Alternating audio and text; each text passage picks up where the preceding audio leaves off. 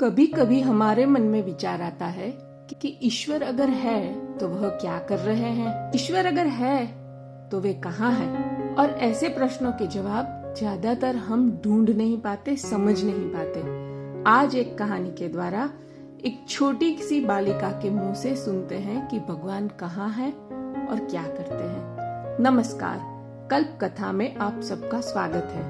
हम सब ने राजा भोज का नाम तो सुना ही है। राजा भोज एक ऐसे विद्वान राजा थे जिनकी सभा में विद्वान, कवि और ज्ञानियों का आदर सम्मान किया जाता था। एक बार एक पंडित उनकी सभा में आया और कहने लगा कि हे राजा, मैं आपकी सभा में स्थान प्राप्त करने आया हूँ, क्या मुझे ये सौभाग्य मिल सकता है? राजा ने बड़े आराम से कहा कि हाँ, अवश्य मिल सकता है, लेकिन उसके पहले आप मुझे मेरे 3 प्रश्नों के उत्तर दे।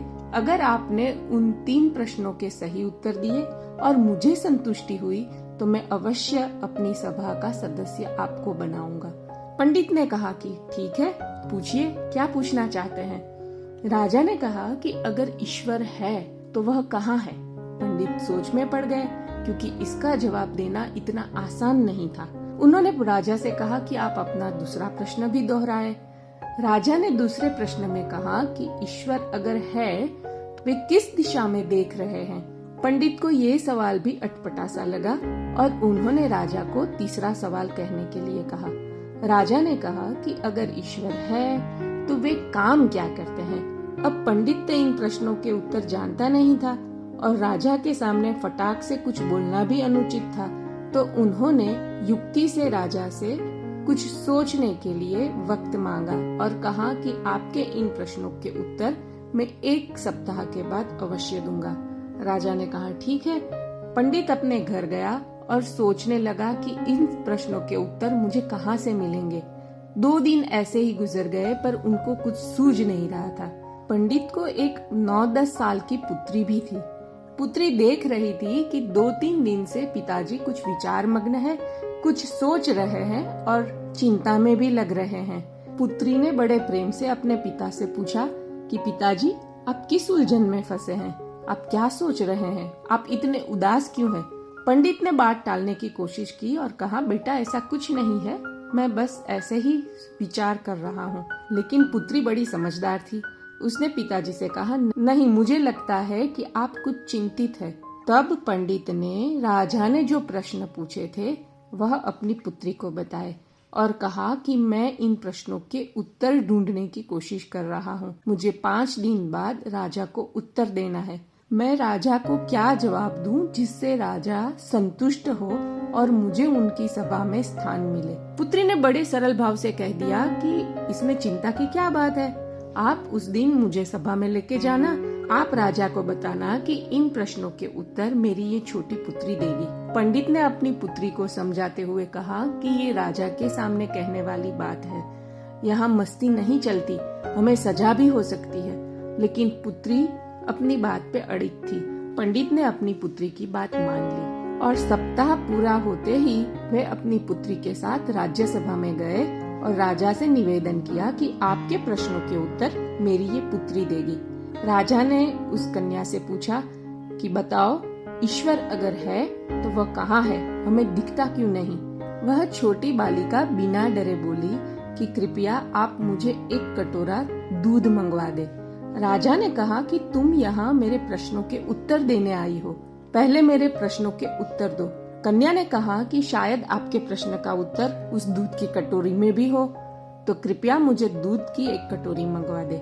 राजा ने सेवक को कटोरी भरकर दूध लाने का आदेश दिया। कन्या ने राजा को वह कटोरी दिखाते हुए कहा कि बताइए महाराज, क्या इसमें मक्खन है? राजा ने बोला, हाँ है।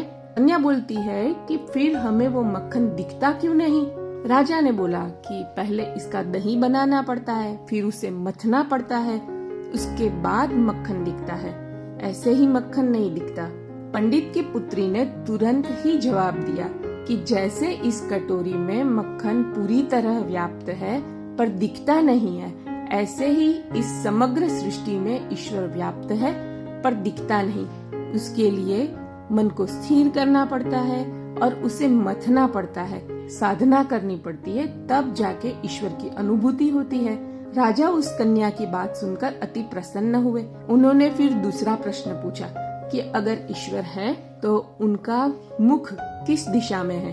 कन्या ने फिर से कहा कि मुझे एक दीपक चाहिए। राजा को अब उस कन्या की बात पे भरोसा था। उसने तुरंत ही एक दीपक मंगवाया। कन्या ने दीपक को प्रज्वलित किया और राजा से पूछा कि अब बताए इस दीपक का प्रकाश किस दिशा में है। राजा ने कहा कि दीपक का प्रकाश सब जगह व्याप्त है, वो सारी दिशाओं में फैला हुआ है। कन्या ने तुरंत ही जवाब दिया, वैसे ही ईश्वर सब दिशा में व्याप्त है, सबको देखता है, सब कुछ देखता है। राजा और पूरी सभा ये जवाब सुनकर अत्यंत प्रसन्न हुई। राजा ने बालिका से कहा कि अब मेरा आखिरी प्रश्न कि ईश्वर अगर है तो वे क्या करते हैं। प्रश्न सुनकर कन्या मुस्कुराई और वहां बैठे हुए एक प्रधान की तरफ इशारा करके बोली कि प्रधान जी, आप यहाँ से उठकर राजा के सिंहासन पर बैठ जाए और राजा से कहा कि आप उठकर यहाँ प्रधान के स्थान पर आ जाए। यह बात सुनते ही राजा को गुस्सा आया और उसने कहा कि तुम क्या बोल रही हो, तुम्हें पता भी है तुम मेरे स्थान पे प्रधान को और मुझे प्रधान के स्थान पर बैठने के लिए कह रही हो। यह बिल्कुल उचित नहीं है। मेरा स्थान अलग है और प्रधान का स्थान अलग है। कन्या ने कहा कि यही आपके तीसरे प्रश्न का उत्तर है। ईश्वर का कार्य हर व्यक्ति, हर वस्तु और हर चीज को उसके सही स्थान पर रखना है। सूरज कभी अपना स्थान छोड़कर चंद्र के पास नहीं जाता और चंद्रमा कभी तारों को धक्का लगाकर उसके स्थान पर नहीं जाता। समुद्र अपने स्थान पर रहता है, पृथ्वी अपने स्थान पर बनी रही है और हर ऋतु अपने समय पर ही आती है और यह क्रम सदियों से चल रहा है। ईश्वर का कार्य यही है कि उसने हर चीज को, हर व्यक्ति को नियत स्थान पर और नियत समय पर रखा है। अब आप ही बताइए, ईश्वर के अलावा क्या यह संभव है?